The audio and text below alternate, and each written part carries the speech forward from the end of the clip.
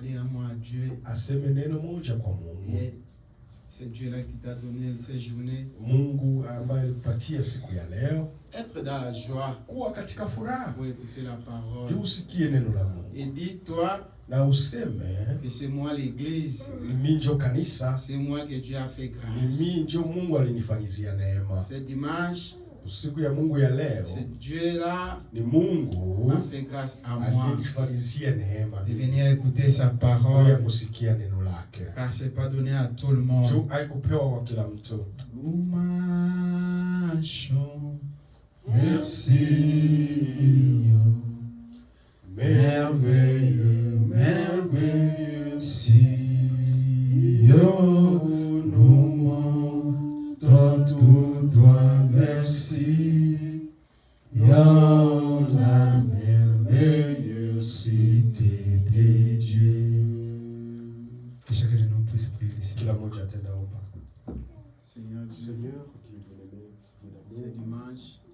Tu m'as donné la grâce. Tu m'as fait grâce, Seigneur, de venir se présenter dans ta maison. Pour écouter ta parole, Seigneur.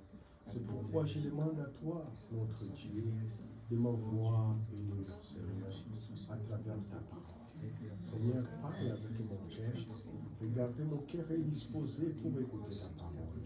C'est pourquoi je te demande à toi, Dieu bien-aimé, de me faire grâce. Je puisse écouter ta parole. Je puisse, Seigneur, être corrigé par ta parole, Seigneur. Car cette maison, c'est la maison de correction, Seigneur. C'est toi qui nous juges à travers ta parole. Oh Dieu bien-aimé, parle avec mon cœur, parle avec moi, puisque ma vie puisse changer, que je puisse se retrouver dans cette prédication, oh Dieu bien-aimé. Je puisse bien me préparer, mon cœur, mon âme puisse bien manger, puisse être à bonne santé. Continuons avec cette merci. Merci Seigneur. Merveilleux, Seigneur, nous montons tout droit vers Sion, la merveilleuse cité de Dieu. La colline de Sion nous produisent les riz sacrés. Avant de fouler les données célestes, avant de fouler les données célestes, nous marchons sur les rideaux, nous marchons sur les rideaux, nous marchons vers Sion, merveilleux, merveilleux Sion, nous montons tout droit vers Sion, la merveilleuse cité de Dieu. Prions le Seigneur. Seigneur Dieu Tout-Puissant, nous te sommes infiniment reconnaissants de nous donner cette dimanche, cette journée en bonne santé et de venir ici pour te dire encore merci. Seigneur Dieu bien-aimé, à ces moments que nous parlons, il y a ceux qui sont dans les hôpitaux. Il y a ceux qui sont tellement malades. Il y a ceux qui sont dans les moments tellement difficiles. Il y a ceux qui n'arrivent même pas, Seigneur Dieu, à parler. Mais nous, tu nous as fait grâce de voir c'était dimanche, dernier dimanche de cette année 2025. Jumapili ya mwisho ya hii mwaka wa 2025. Oh Dieu, nous ne pouvons pas rester dans nos mains. hatungepasha kubakia nyumbani sans toutefois venir bila kuja te dire Bwana merci. kukuambia kukupigia asante. Nous te prions, Seigneur, Tunakuomba que tu Bwana puisses être avec ceux qui souffrent à ce moment-ci ukuwe pamoja na wenye et que kuteswa, tu puisses leur accorder ta miséricorde. uwafanyizie neema yako, Garde le reste entre tes mains. uwachunge. Commencez avec nous, avec ta puissance, Anza pamoja nasi du na début uwezo jusqu'à wako, la fin. mwanzo mpaka mwisho. Dans le nom du Seigneur Kwa Jésus. jina la Bwana Yesu Kristo, Amen. amen. Que Dieu vous bénisse. Bwana Mungu awabariki. La semaine a été marquée Siku ya Ijumaa ilikuwa par l'événement na vitu vingi, qui s'appelle Noël. iliitwa Noeli. C'est pour cette raison, avant de commencer, je vous souhaite Merry Christmas, Ndio maana mimi naanza nawaambia Joyeux Noël à tout le monde.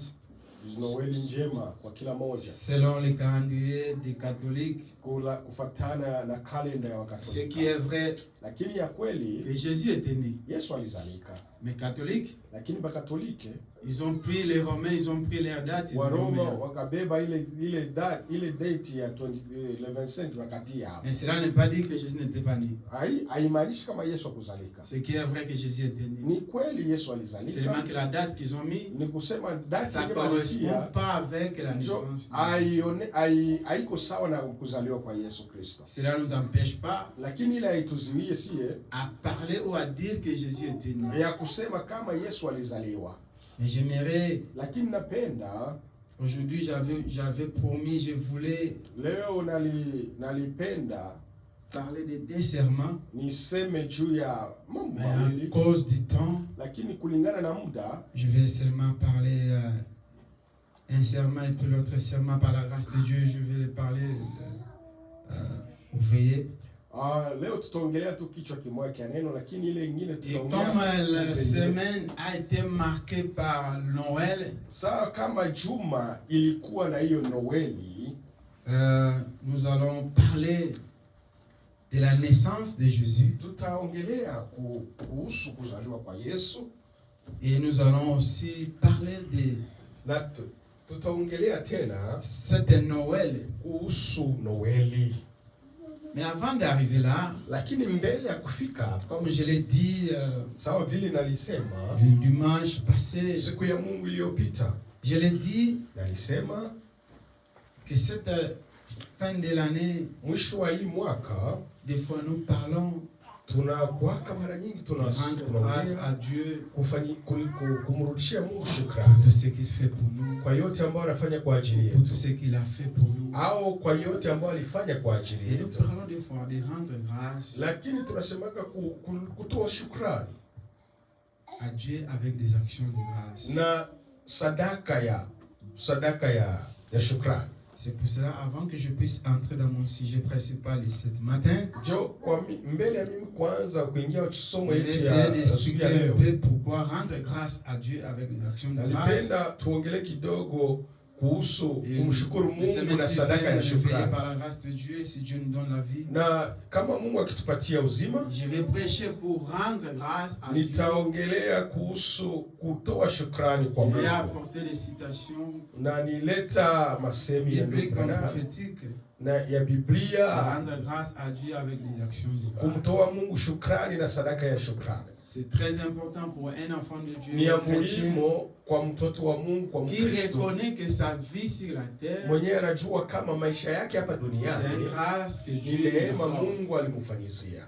Et cette grâce, na hiyo neema tu ne peux pas seulement la limiter par la grâce, hawezi kusimamia tu kuneema, il faut l'accompagner avec des actions de grâce. lakini ni kupeleka na sadaka ya shukrani. Et nous allons voir Na tutaona que signifie l'exaction de grâce. sadaka ya shukrani ni Parce nini. que des fois, les gens se limitent seulement par dire grâce à Dieu. Watu wanafikia Seigneur, kusema nous te mara rendons nyingi grâce, nous te neema kwa remercions Mungu. pour ce que Oh tu as fait. Mungu, Seigneur, je te tunakushukuru kwa yote remercie pour ce que ulifanizia. tu m'as fait. Mungu Je nakushukuru te kwa yote remercie pour ce que tu as fait ulinifanyizia. à ma famille, Yenye ulifanyizia jamaa yangu, à mon foyer, kundoa yangu, à toute ma vie, maisha yangu à tout ce yote, que tu as fait. kwa yote ambayo ulifanya. Remercier Dieu, c'est bien. Kumshukuru Mungu ni Il vizuri, faut aussi les rendre grâce avec des actions de grâce. lakini kutoa sadaka ya shukrani pia ni vizuri zaidi. Pourquoi il faut les rendre grâce Juu avec ya des actions de nini grâce?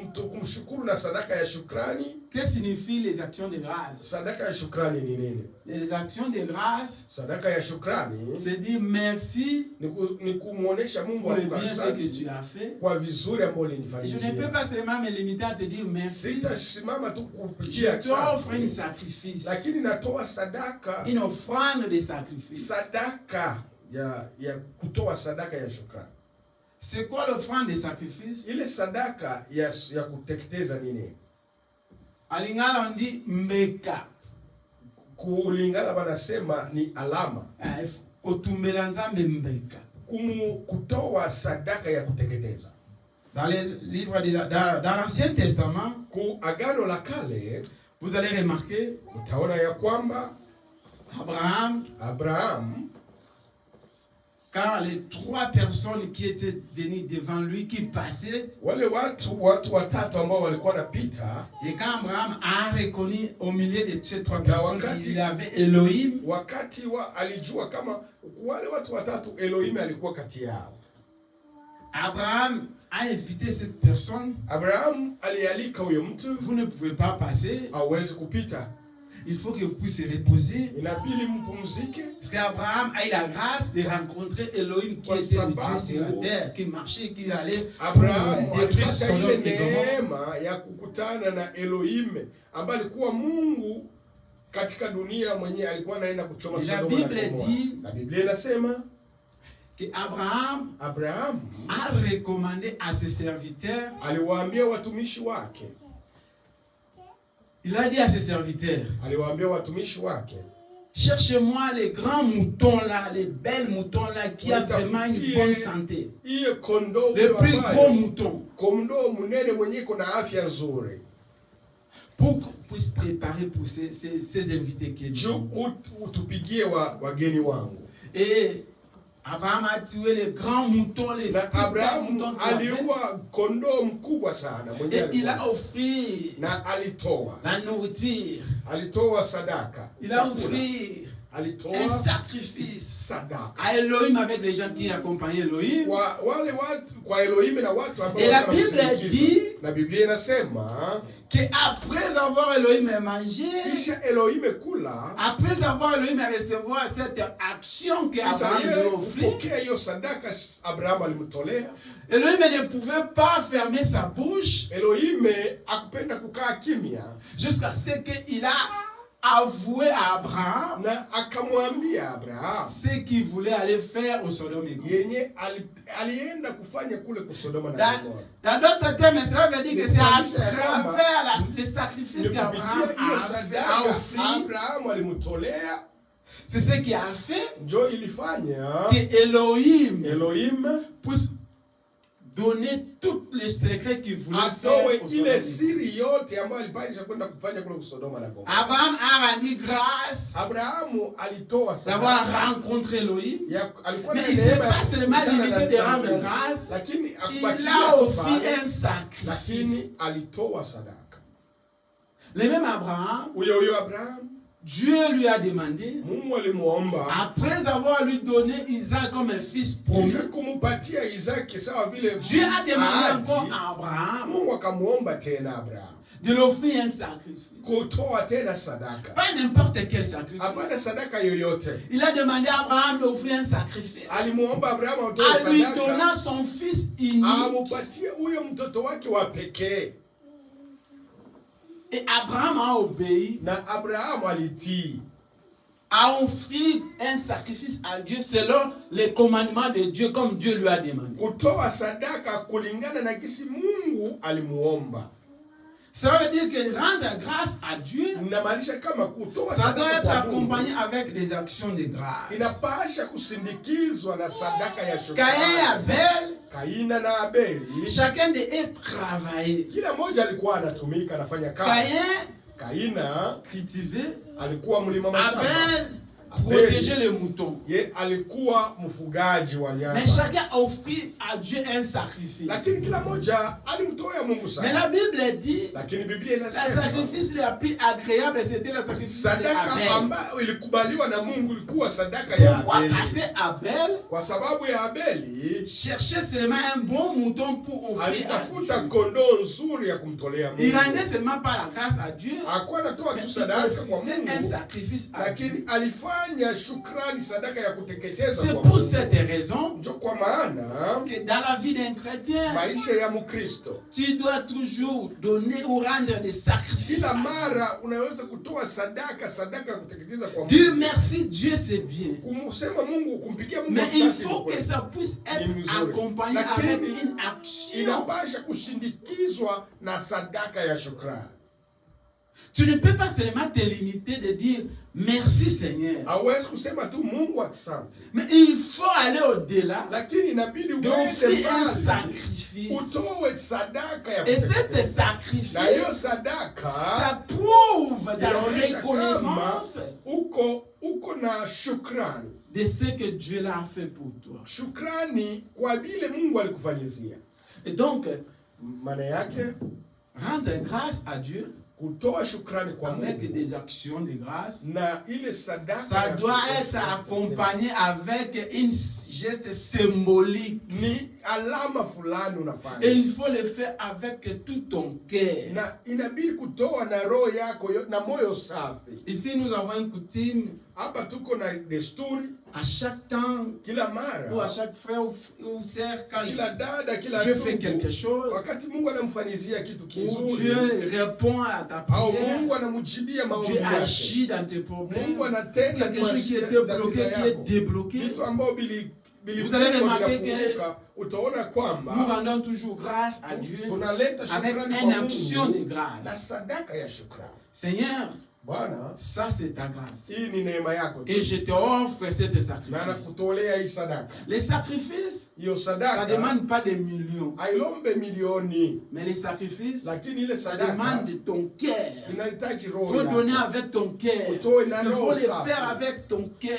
roho yako Et ikusukuma. les sacrifices te protègent. Na hiyo sadaka Quand Dieu itakupa. va regarder Wakati Mungu les sacrifices ataangalia que toi tu hiyo fais sadaka ambayo pour lui, unatoa kwa ajili yake, en retour, na yeye kwa Dieu Mungu pouvoira encore et atakufanyizia, encore. atakufanyizia neema na neema. Les sacrifices, c'est comme frère Laurent m'a donné un $100. Ile kule sadaka ni sawa vile ndugu Laurent ananipatia Et en retour, na kisha moi je ne prends pas seulement mimi sibebe tu ile sans toutefois $50 dire merci à frère bila Laurent. kumwambia ndugu Laurent asante. Je dois dire, ah frère, Nitamwambia ndugu merci que Laurent Dieu te bénisse. asante. Mungu C'est akubariki. un merci là que je Na veux dire ile à frère Laurent. Ça va shukrani toucher nasema, encore frère Laurent. itagusa À la roho ya prochaine Laurent. fois encore, Turu ingine de tena m'offrir encore. anipatie tena. C'est la même chose Ndio avec hivyo Dieu. hivyo na Mungu. Quand tu rends grâce à Dieu, Wakati avec des unatoa actions shukrani de kwa Mungu grâce, na sadaka Dieu ya est dans shukrani, l'obligation Mungu pia de te anapaswa protéger encore, de kukukinga te tena, le donner encore kukupatia des tena, centuples de multiples. maradufu.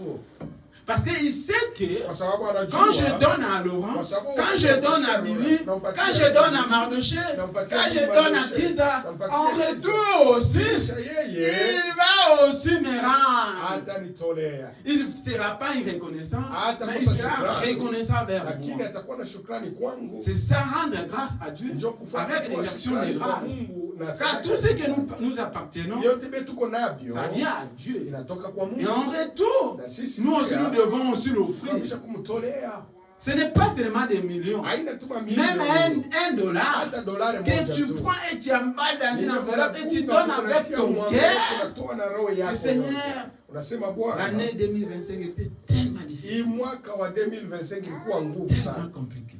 Ilikuwa ngumu. Il y a eu Ilikuwa des ngumu. combats, des hauts et des bas. Kulikuwa vita, matatizo, J'ai arrivé quand même. lakini nafikia kumaliza. Voilà, je viens avec cette Ndio maana $1 nakuya na hii pour $1 te dire merci Seigneur. juu ya kupigia asante. Que tu puisses être avec moi Juu encore ukuwe pamoja na mie pour tena. l'année 2026. Mwaka wa 2026 Moi et ambao ma unakuja. famille, Mimi na jamaa tu puisses nous yangu protéger, tu utuchunge, puisses nous garder, tu utukinge, puisses nous soutenir, tu utusaidie puisses nous bénir.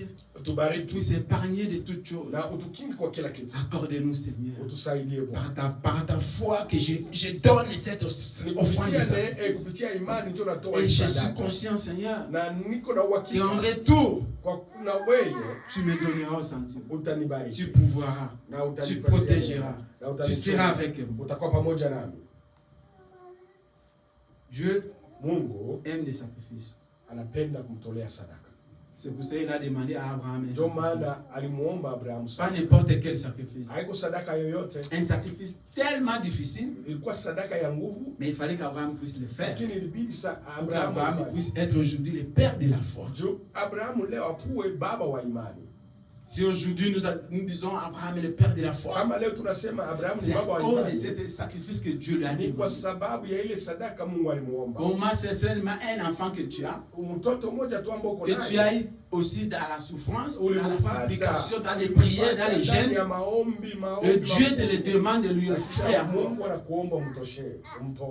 Et quand Abraham a obéi, c'est là où Abraham est devenu le père de la foi. Amen.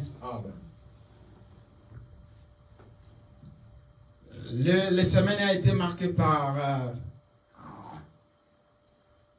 Noël. Le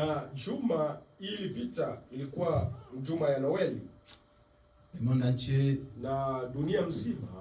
les chrétiens, on peut dire ça, les catholiques, les romains, tout le monde, nous avons fêté Noël, la naissance de Jésus-Christ. Et c'est très bien parce que Jésus était né. Mais moi je voulais qu'on puisse maintenant essayer de parler de la naissance de Jésus.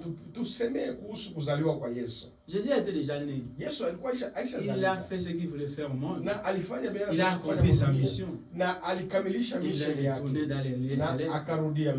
Maintenant, la vraie naissance, c'est quoi? Moi, je voulais que cet dimanche, la vraie naissance de Jésus, que Jésus puisse naître dans nos cœurs. Que Jésus puisse naître dans nos vies.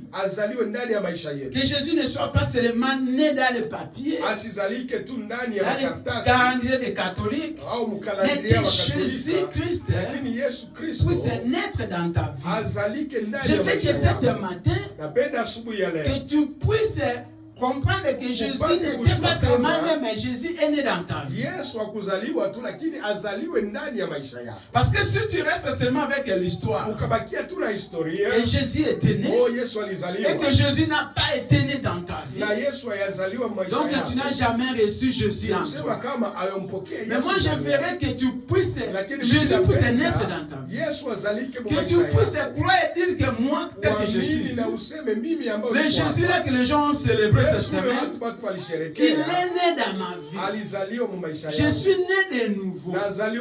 C'est pour cela le sujet d'aujourd'hui, je l'ai intitulé La nouvelle naissance. Tenez-nous debout. Nous allons lire la parole de Dieu. Nous allons parler de l'histoire d'un homme qui a rencontré Jésus. Et cet homme, quand il a rencontré Jésus, il a demandé à Jésus, Jésus, comment je peux faire, moi qui ai déjà un homme comme ça, de naître encore de nouveau? Quand Jésus lui a dit, si tu veux hériter le ciel et le royaume du ciel, tu dois naître de nouveau. Comment je peux naître de nouveau? Moi qui ai déjà un homme comme ça. Naître de nouveau, c'est que Jésus doit naître dans ta vie. Tu dois abandonner le monde. Tu dois abandonner les choses de ce monde et vivre et suivre Jésus-Christ. Cet homme s'appelle Nicodème. Lisons la parole de Dieu. Jean chapitre 2, verset 23 jusqu'au verset 25. Yohane sura 2 mstari wa pili. Yohane sura 2 mstari wa 22 mpaka 25.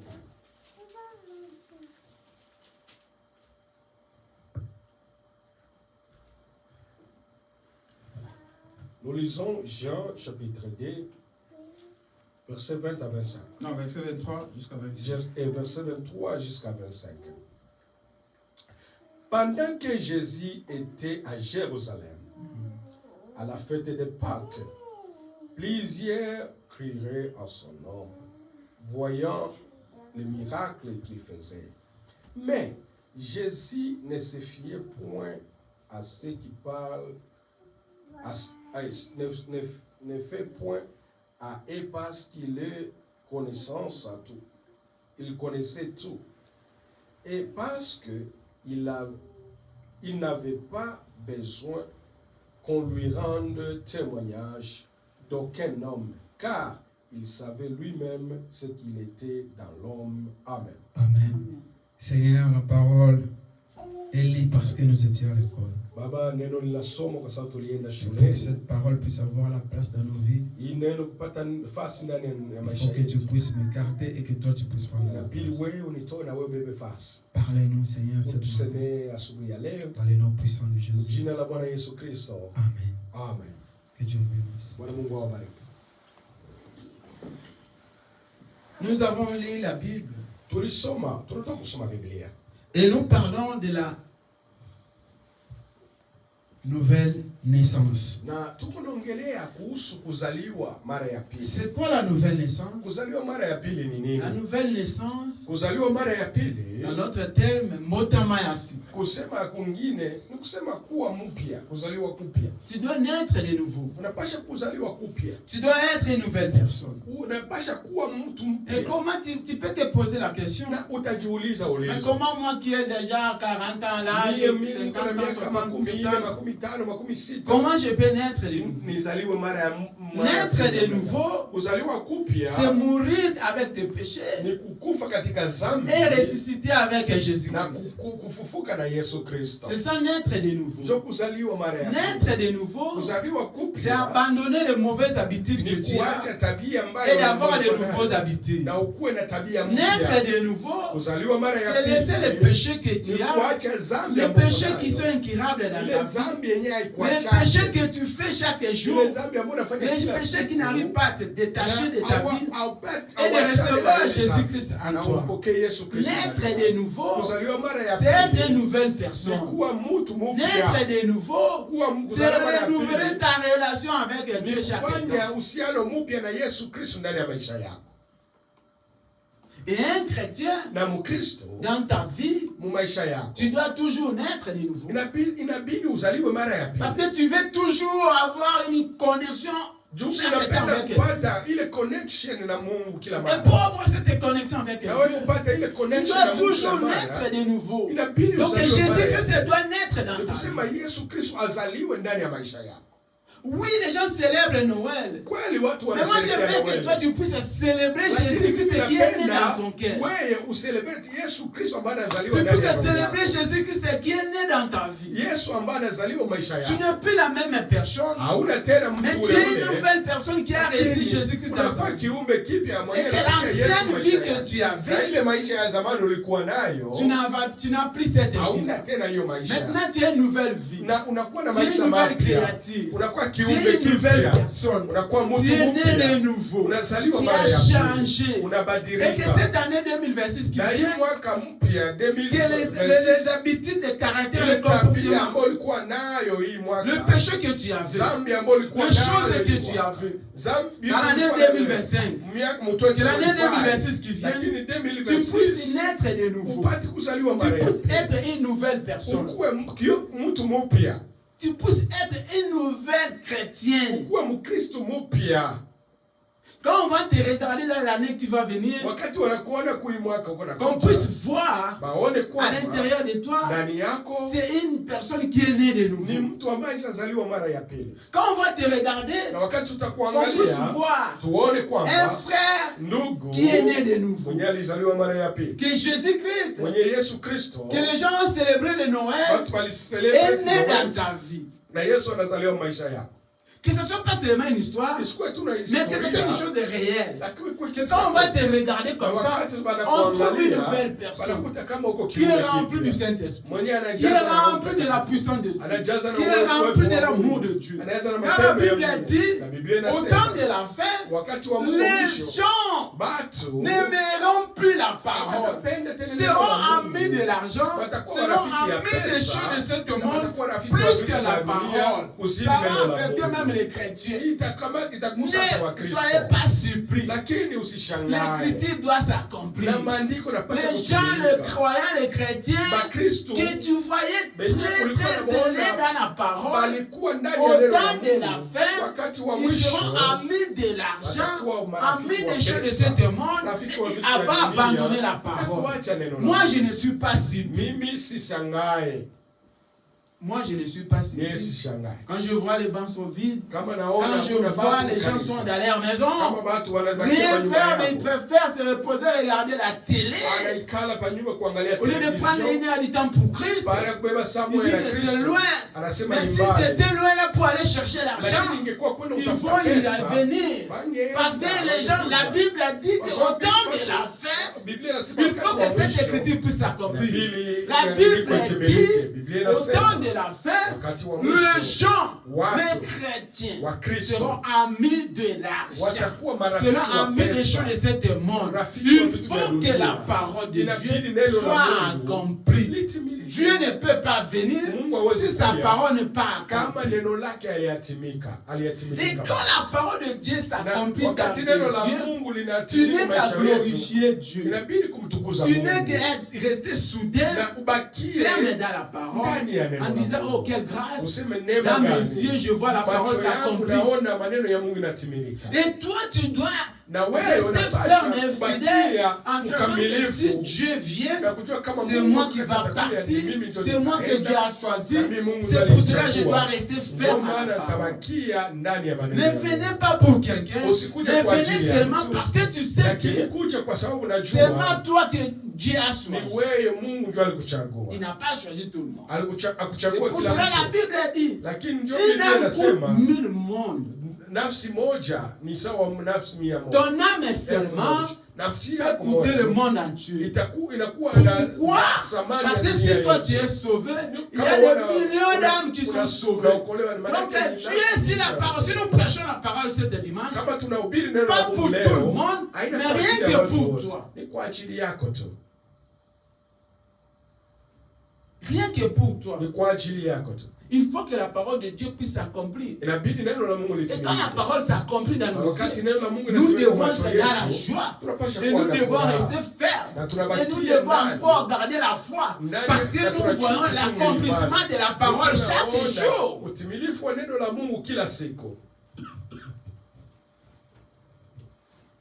Et ça va encore nous donner la force, la ferme assurance. Pourquoi? Parce que je vois la parole s'accomplir dans nos yeux.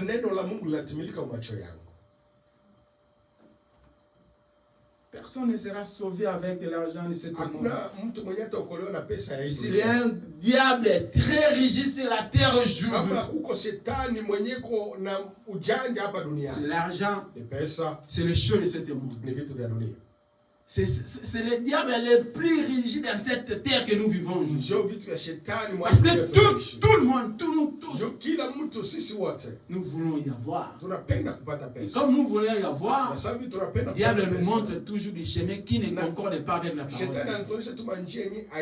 Je veux que cette année qui vient, tu puisses naître de nouveau.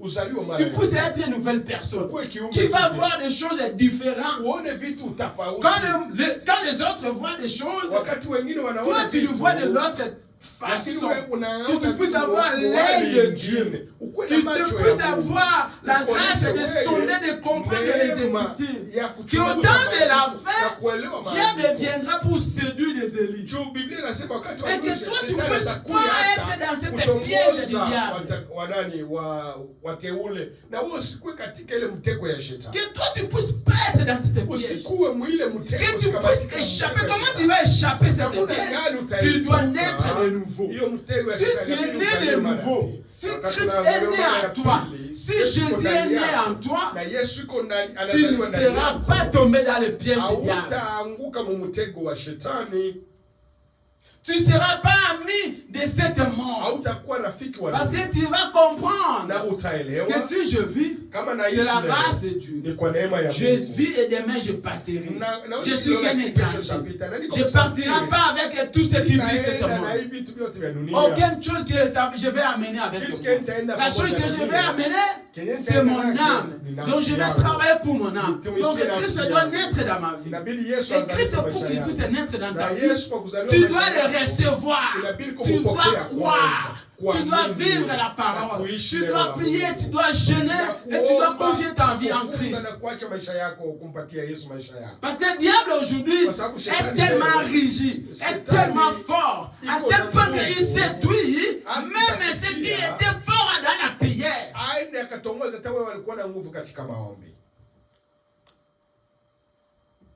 Lisons un peu. Des Corinthiens. Des Corinthiens 5. 6 jusqu'à 7. Que Noël ne soit pas seulement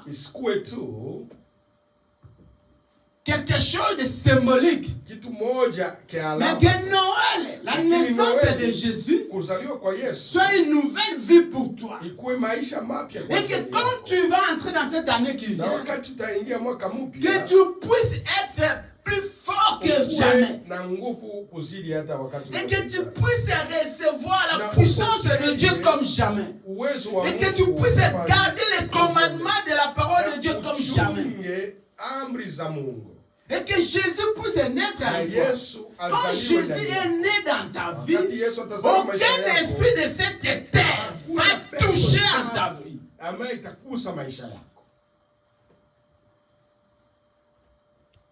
Nous lisons de Corinthiens chapitre 5, versets 6 à 7 au nom du Seigneur Jésus-Christ. Nous sommes donc toujours pleins de confiance. Et nous savons qu'en demeurant dans ce corps, nous demeurons loin du Seigneur. Car nous marchons par la foi et non par la vue. Amen. Nous marchons par la foi. Tu dois garder la foi. Tu dois garder la foi, ma sœur. Tu dois garder la foi, mon frère. Nous vivons par la foi. Si tu es debout, c'est par la foi. Si tu as vu cette dimanche, c'est par la foi. Tu dois garder cette foi et tu dois garder la parole de Dieu. Tu ne vis pas avec l'argent. Tu ne vis pas avec le travail. Tu ne vis pas la foi. Le donateur de la vie que tu as, s'il t'arrache maintenant, tu n'auras plus la force d'aller travailler. Tu n'auras plus la force d'aller chercher l'argent. Tu n'auras plus la force de faire quoi que ce soit. Tu n'auras plus la force de faire le projet que tu as. Et donc si nous vivons par la foi. Et la foi vient dans la parole. Si toi tu n'écoutes pas la parole, comment tu auras la foi? La foi ne vient pas instantanée. Mais la foi, c'est la connexion de l'homme avec Christ. Christ, c'est la parole. Quand la parole sort, la parole frappe, c'est là où la foi vient.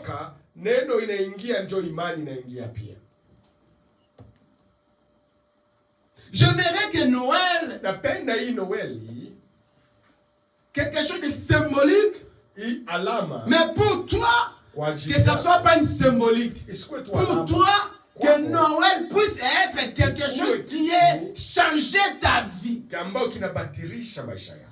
Que ce ne soit pas seulement une symbolique, mais que ce soit une nouvelle naissance. Que ce soit une renouvelation, une connexion, une relation avec Christ.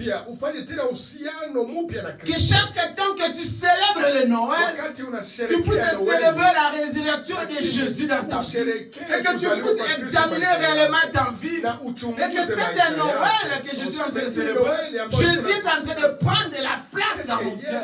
Que ce soit pas moi, mais que Christ qui règne en moi. À chaque fois que tu célèbres Noël, que tu puisses être en connexion, en contact profond avec Christ. Écoutez l'histoire d'un homme qui a posé Jésus la question. Mais moi qui ai déjà 60 ans, comment je pénètre de nouveau? Ma soeur, mon frère, je vais te dire ce matin que ce n'est pas l'âge qui va faire que tu puisses naître de nouveau. Mais c'est la parole. Quand tu reçois la parole, tu viens comme un petit enfant. Et que Christ est né en toi, tu renouvelles une nouvelle vie. Tu es devenu une nouvelle personne.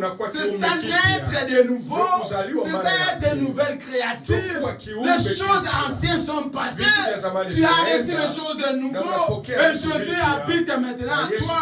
Quand on va te voir, on ne voit plus la personne que tu es, mais on voit Christ qui vit en toi. C'est ça la nouvelle naissance. C'est ça naître de nouveau. Jean chapitre 3, verset 3.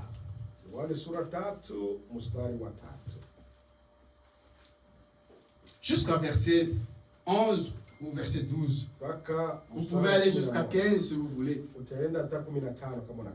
L'histoire de Nicodème. Nicodème a rencontré Jésus. Et Nicodème a commencé à poser des questions. Jésus a dit à Nicodème, tu dois naître de nouveau. Et Nicodème a dit en Jésus, mais comment je peux naître de nouveau? Et si c'est celui qui est en train de raconter cette histoire, c'est Jean qui est en train de raconter cette histoire, comment ça a été passé la conversation entre Jésus et Nicodème? Comment Jésus parlait à Nicodème pour que Nicodème puisse naître de nouveau? Nicodème dit, mais moi j'ai des barbes et je suis déjà né, comment je peux naître de nouveau? Ça n'a rien à voir, monsieur. C'est toi le maître de la Bible, c'est toi qui crie, tu es le professeur de la Bible, de la parole. Tu sais ce qui veut dire naître de nouveau? Naître de nouveau, c'est être une nouvelle créature. Des choses qui entrent en toi, ça doit mourir et de nouvelles choses ça doit croître en toi. C'est ce que nous voyons quand nous arrivons au temps de neige ici. Vous allez voir que toutes les arbres tombent. Et après un moment, il y a de nouvelles fleurs qui régénèrent encore. C'est ça naître de nouveau en fait. Toutes les choses que tu avais anciennes doivent tomber et la nouvelle chose doit apparaître. Un nouvel visage doit apparaître. Une nouvelle personne doit apparaître. Une personne qui est dynamique, forte dans la parole, dans la vie, jusqu'à la fin de sa vie sur la terre. C'est ça naître de nouveau. Ce n'est pas changer la personne, mais c'est la même personne, mais qui a reçu maintenant Christ dans son cœur, qui a reçu Christ dans ta vie, qui est devenu une nouvelle créature. Quand tu le regardes, tu vois seulement Jésus, tu vois seulement l'amour de Christ, tu vois seulement la parole, la foi, la vie chrétienne, tous les péchés, toutes les mauvaises choses, tout le monde, tous ceux qui l'ont empêché de vivre et de suivre la parole de Dieu, est parti, mais il est devenu une nouvelle créature. Écoutez l'histoire de Jésus avec Nicodème. Et celui qui est en train de raconter cette histoire, c'est Jean, parce que Jean il était là. Jésus lui répondit. Écoutez, Jésus répond à Nicodème. En vérité, je te l'ai dit. Si un homme n'est né de nouveau, il ne peut voir le royaume de Dieu. Nicodème lui dit, comment un homme peut-il naître? Nicodème répond à Jésus. Quand il est vieux. Comment un homme peut naître encore de nouveau quand il est déjà vieux? Frère, comment je peux faire? Ma sœur, ce que tu dois faire, c'est d'abandonner le péché que tu as et de suivre la parole. C'est ça naître de nouveau. Continuez, frère. peut-il rentrer dans le sein de sa mère et naître? Jésus répondit, en vérité, je te le dis. Si un homme n'est né de l'eau et de l'esprit, il ne peut pas entrer dans le royaume de Dieu. Écoutez, frères, sœurs. Toi qui es ici, moi j'ai déjà crié au message. Moi j'ai déjà été baptisé. La Bible, Jésus dit à Nicodème, ce n'est pas être baptisé qui va t'amener au ciel. Ce n'est pas être appelé sœur qui va t'amener au ciel. Ce n'est pas que tu as rencontré le message de frère Branham qui va t'amener au ciel. Ce n'est pas parce que tu es frère du message qui va t'amener au ciel. Naître de nouveau, c'est vivre la parole de Dieu. Naître de nouveau, c'est enlever le péché que tu as, les mauvaises habitudes, et recevoir les bonnes habitudes. Ce n'est pas parce qu'on t'appelle sœur. Ça, c'est un nom qu'on peut appeler à tout le monde.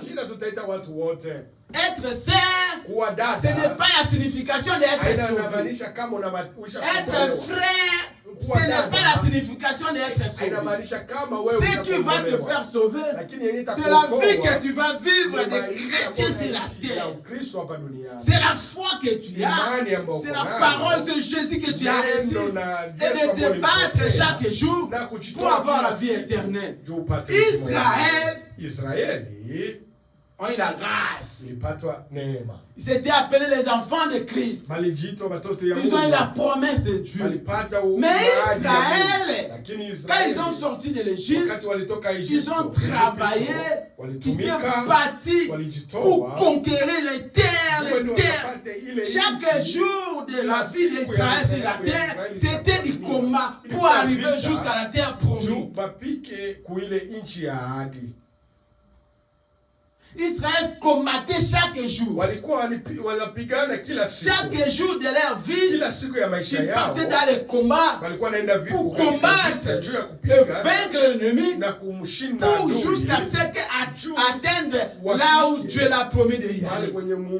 L'éternité, la vie éternelle, la terre promise. Israël n'ont pas eu la terre promise sans toutefois combattre. Frère, sœur, tu n'auras pas le ciel sans toutefois combattre, sans toutefois se battre, sans toutefois travailler, sans toutefois vivre la parole, sans toutefois lever le péché dans toi, sans toutefois recevoir Jésus, sans toutefois naître de nouveau, tu n'auras pas le ciel. Continue, frère. Ce qui est né de la chair est chair. Et ce qui est né de l'esprit est esprit.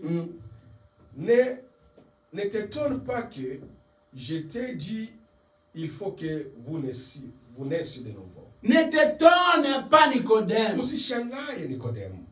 Ne t'étonne pas ce matin, ma sœur, mon frère. Comme je suis en train de te le dire, tu dois naître de nouveau. Toi et moi, tel que tu es là, tu sais que tu as des choses que tu n'arrives pas à se débarrasser. Tu sais que tu as des péchés que tu n'arrives pas à abandonner. Tu sais que tu as des caractères que tu n'arrives pas à laisser. Laisse-moi te dire que si tu continues avec ça, tu n'auras pas la vie éternelle. Pour avoir la vie éternelle, je vais te dire ce matin, tu dois naître de nouveau. Tu dois naître de nouveau. Tu dois abandonner les mauvaises habitudes, les mauvais esprits que tu as, le mauvais caractère que tu as. Tout ce qui t'empêche à recevoir Christ dans ton cœur. Ton cœur est tellement noir. Ton cœur n'a pas de place pour la parole. Tu viens seulement à l'église, mais à l'intérieur de toi, Christ ne vit pas.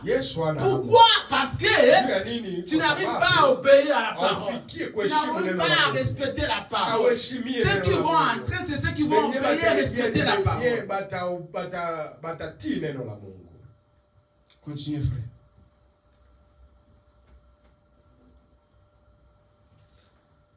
Le vent souffle où il veut et tu n'entends le bruit Mais tu ne sais d'où il vient, ni où il va. Il en est ainsi, et tout homme qui est né de l'esprit. Nicodème lui dit, comment cela peut-il se faire? Comment cela peut-il se faire? Jésus lui répondit. Jésus lui répond, mais tu es docteur d'Israël et tu ne sais pas ces choses. En vérité, je te l'ai dit, nous disons ce que nous savons et nous rendons témoignage de ce que nous avons vu. Et vous ne recevez pas notre témoignage si vous ne croyez pas quand je vous ai dit, quand je vous parle de ces choses terrestres. Comme croyez-vous quand je vous parlerai des choses célestes? Amen. La Bible dit, ma sœur, mon frère, tu ne vis pas la parole de Dieu. Tu n'es pas né de nouveau parce que tu ne reçois pas cette parole. Parce que tu ne crois pas à cette parole que je t'annonce. Quand tu ne crois pas à cette parole que je t'annonce, l'ange ne viendra pas du ciel pour t'annoncer. Dieu utilise toujours un homme. À cette époque ici, Jésus qui était Dieu, il a pris le corps de Jésus, il est en train d'annoncer à Nicodème, vous ne vivez pas parce que vous ne croyez pas ce qu'on vous dit. Ce que nous disons ici, nous ne le prenons pas à nous-mêmes, mais nous prenons ça dans les Écritures saintes. Et celui qui n'arrive pas à obéir les Écritures saintes, tu ne seras pas sauvé, tu ne seras pas une nouvelle personne. Kuheshimia ile tuko nasema hatafikia naître de nouveau. Tu dois croire à la parole. Moi je suis qu'un instrument que Dieu a utilisé pour te parler. Mais celui qui est pour être sauvé, ce qu'il s'agit du salut, c'est à toi de croire. Parce que je ne suis pas en train d'inventer quelque chose. Je suis seulement en train de répéter les saintes écritures. Mais si toi tu crois les saintes que Jésus est en train de répéter, c'est là où tu seras né de nouveau, c'est là où tu seras une nouvelle créature, c'est là où Christ habitera à toi. Mais si vous ne vivez pas, si vous n'êtes pas sauvés, si vos vies ne changent pas, si Jésus ne naît pas dans vos vies, si vous n'êtes pas né de nouveau, c'est parce que vous ne voulez pas croire. Nicodème, tu es docteur, mais comment tu ne comprends pas ça? Parce que tu ne veux pas croire. Les sœurs, frères aujourd'hui, ils ne veulent plus croire en cette écriture. Comment tu seras sauvé? Comment Christ sera né à toi? Comment tu vas naître de nouveau? Pour naître de nouveau, tu dois commencer d'abord à croire. Quand tu crois aux saintes écritures, c'est là où l'ange et l'Esprit de Dieu descendra et habitera, changera ta vie. Tu seras né de nouveau. Ce n'est pas donné à tout le monde de vivre la parole de Dieu. Ce n'est pas donné à tout le monde de croire à la parole de Dieu. Comme je l'ai dit le dimanche passé, la première étape c'est tu as eu la grâce. Dieu t'a fait grâce. Mais ne te limitez pas là.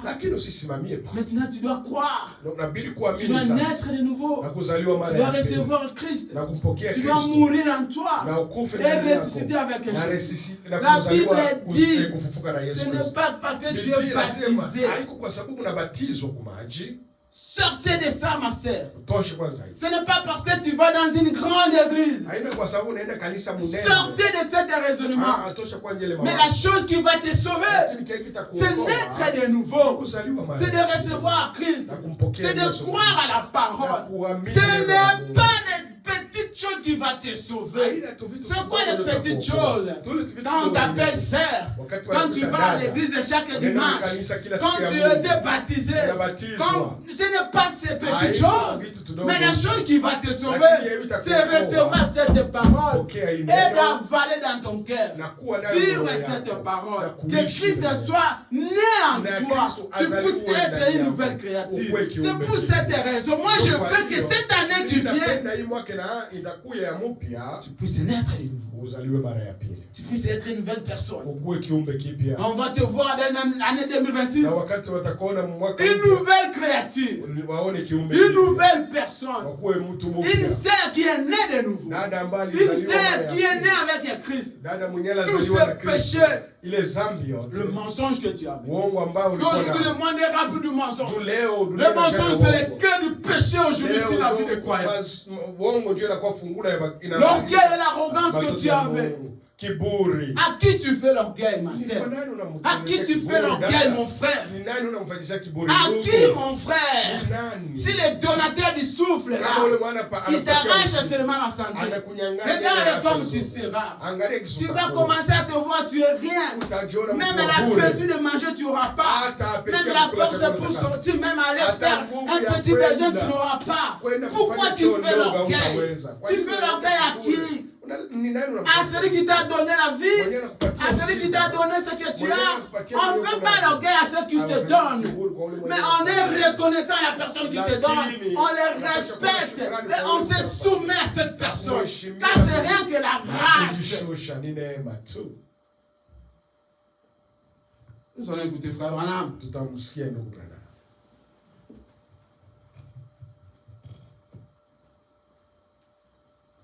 Il faut que vous naissiez de nouveau. Écoutez, frère Branham. À qui tu fais l'orgueil, ma sœur? À qui tu fais l'orgueil, mon frère? Les frères sont venus, surtout ici en Amérique. Les chrétiens d'Amérique, très orgueilleux, très arrogants. À qui tu fais l'orgueil, ma sœur? Tu penses réellement que ce que toi tu privilèges, si aujourd'hui les donateurs du salut t'arrachent, t'enfaiblis, tu vas encore aller, tu vas encore les servir. À qui tu fais l'orgueil? À qui tu fais l'arrogance? Sois reconnaissant à celui qui te donne le souffle. Arrange ta vie, répands-toi. Reçois Jésus dans ta vie. Naître de nouveau en toi. Tu as écrit le message. 40 ans, 50 ans, mais ta vie ne change pas. Tu n'as jamais été de nouveau. Nicodème, il connaissait, c'est un docteur de la Bible. Il connaissait les lois. Mais il n'a jamais été né de nouveau. C'est le jour qu'il a rencontré Christ. Il commence à poser des questions. Comment je peux naître? Ce n'est pas des années que tu as fait dans la vie. Mais c'est la vie que tu vis. C'est la connexion que tu as avec la parole. C'est le péché que tu as abandonné. Chacun de nous qui nous sommes ici, chacun connaît un péché qui lui dérange depuis qu'il a pris à la parole. Quels sont les efforts que tu manifestes pour que tu puisses se débarrasser de ces péchés? Le mensonge, l'orgueil. Est-ce que tu t'es battu pour repentir, pour que tu puisses te détacher de ces péchés-là? Nous sommes que les pèlerins. Nous sommes que les passagers. Je veux que l'année qui vient, que tu puisses venir avec une nouvelle façon de voir la parole de Dieu, de comprendre les Écritures, de respecter la parole. Dieu ne te demande pas beaucoup. Dieu te demande seulement de respecter et d'obéir, de vivre à la parole. Si tu peux obéir des managers, des gens de ce monde qui ne tiennent pas ton âme, qui n'ont pas donné la vie, le souffle de vie en toi, à combien plus fort le Créateur, celui qui te garde, qui te suit. Quand tu dors, tu ne sais même pas là où tu vas. Tout ce que tu fais là, l'orgueil, l'arrogance pendant la nuit, quand la nuit vient, tu ne te connais même pas. Naître de nouveau. Que l'année qui vient, tu sois une nouvelle personne. Que ta vie change. On te retrouve que celui-ci est baptisé du Saint-Esprit. Bats-toi pour ta vie éternelle. Tu te bats pour avoir des millions, pour avoir la vie, pour être célèbre, pour avoir... Mais bats-toi aussi pour l'éternité. Écoutez, frère Branham. Et peu importe à quel point on essaie de penser qu'on a raison quand on récite un credo, qu'on adhère à une église. Frère Branham dit, peu importe que nous pensons ou nous voulons adhérer. C'est quoi adhérer? Non, je sors d'ici, je vais dans cette église-là. Je sors de cette église. Les chrétiens aujourd'hui changent l'église comme les femmes, les prostituées qui changent les hommes. Frère Branham dit, peu importe que tu es en train de changer des églises, tu es une prostituée, chrétien prostituée. Peu importe tout ce que tu fais là, la chose la plus importante, c'est la nouvelle naissance. Continue, frère. Là encore, vous restez ce que vous étiez. À moins que vous naissiez vraiment de nouveau. Frère Branham a dit. L'esprit est de Dieu. Nous prenons mon enseignement. Peu importe les changements que tu fais, tout ce que tu fais, cela ne va pas résoudre ta vie. Et la chose qui va te faire, c'est naître de nouveau. Quand tu es né de nouveau, quand tu marches avec un Christ, c'est la chose l'absolue. C'est ça la vie éternelle.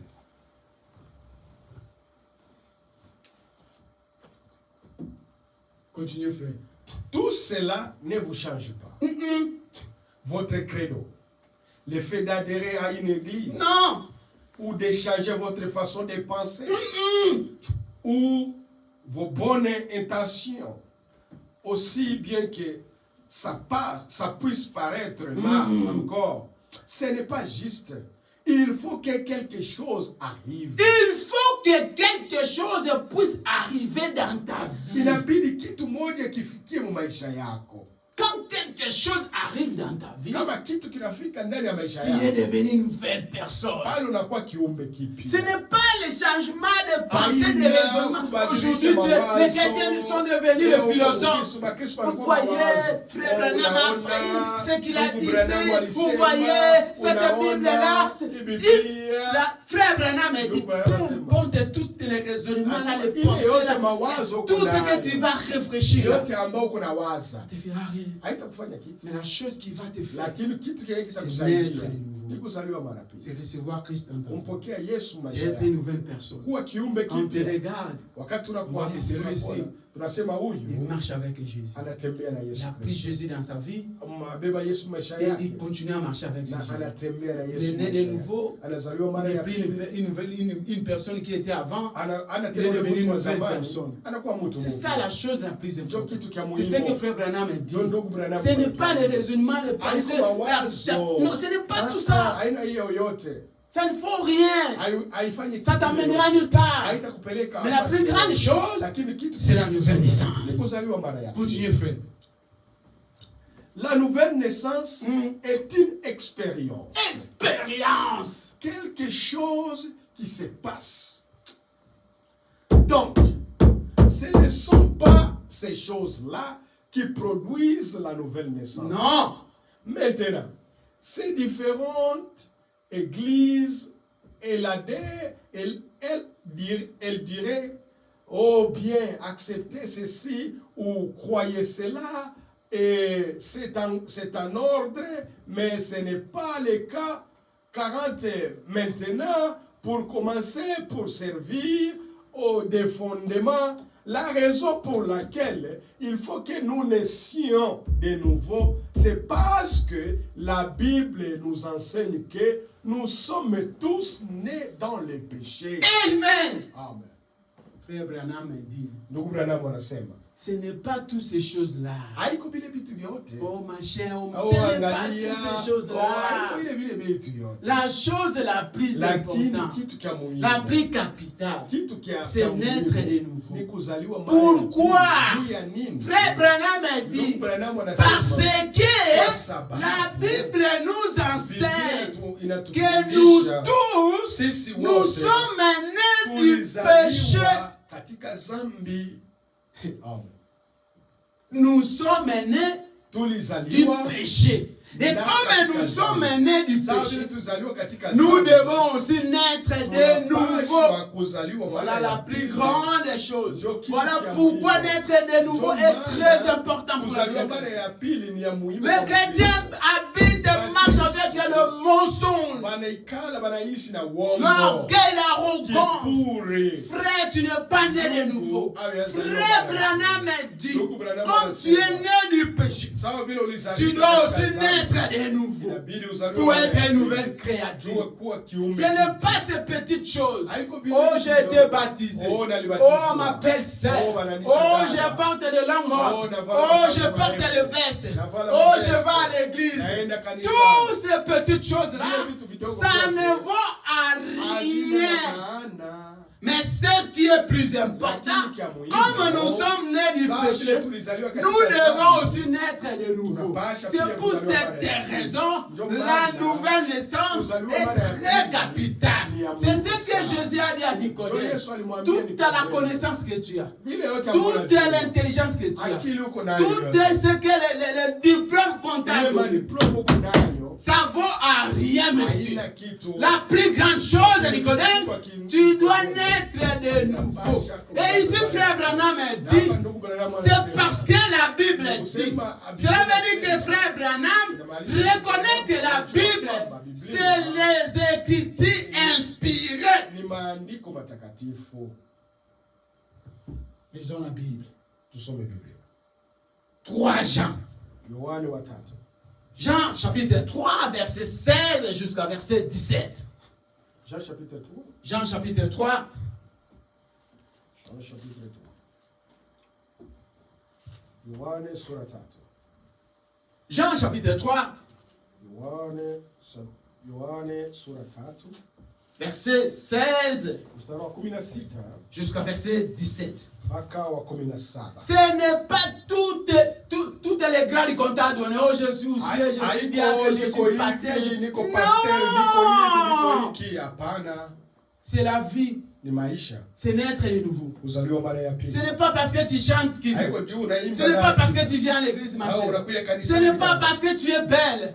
Ce n'est pas parce que tu parles un bon anglais, un bon français. Ce n'est pas parce que tu mets les robes et les bonnes jupes. Non, tout ça c'est zéro. La chose la plus capitale, c'est naître de nouveau. Comme tu es né du péché, parce que où tu es né du péché, quand l'homme a failli au jardin d'Éden, quand l'homme a tombé au jardin d'Éden, c'est là où l'homme a été né du péché. Parce que Dieu a maudit la femme. C'est là où l'homme, le péché a commencé. Et comme l'homme a été maudit là-bas, le péché est entré en Éden. C'est pour cette raison que pour que l'homme soit sauvé, il doit aussi naître de nouveau. Car Dieu a tant aimé le monde qu'il a donné son Fils unique afin que quiconque croit en lui ne périsse point, mais qu'il ait la vie éternelle. Amen. Dieu, en effet, n'a pas envoyé son Fils dans le monde pour qu'il juge le monde, mais pour que le monde soit sauvé par lui. Amen. Cette matin, si tu crois à cette parole, quand Dieu t'a aimé le monde, il a envoyé son Fils. Dieu est tant t'aimer aussi aujourd'hui. Il a envoyé aussi ta parole. Si tu le crois, tu seras sauvé. Si tu ne crois pas, tu seras béni. Cette matin, je veux que la nouvelle naissance, Noël que les gens célèbrent, que toi tu puisses naître de nouveau.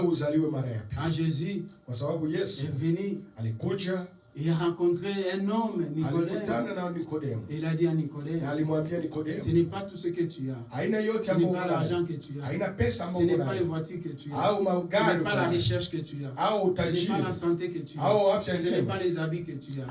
Ce n'est pas les titres que tu as. Mais ce qui va te faire, c'est d'être de nouveau. Je veux que ce matin, l'un de nous ici, c'est d'être de nouveau. Je veux que ce matin, comme Jésus est aimé le monde, il a envoyé son fils unique pour que celui qui croit ne périsse pas. Ma soeur, mon frère, si tu crois cette parole, tu ne périras jamais. Tu peux mourir, mais ton âme reposera en paix.